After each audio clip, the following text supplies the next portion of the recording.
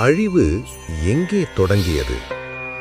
மானுடர்களின் அழிவு போரால் மட்டும் தொடங்குவதில்லை.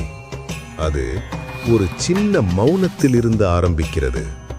தவறை பார்த்தும் கேள்வி கேட்காத மௌனம், அநீதியை அறிந்தும் தலை குனிந்த மௌனம், எனக்கு சம்பந்தமில்லை என்று விலகி நின்ற மௌனம். அங்கிருந்துதான் அழிவு மெதுவாக வேர்விடுகிறது.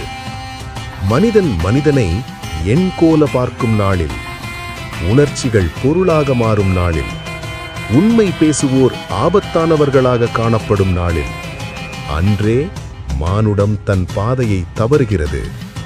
தொழில்நுட்பம் வளர்ந்தது, ஆனால் மனிதத்தன்மை சுருங்கியது.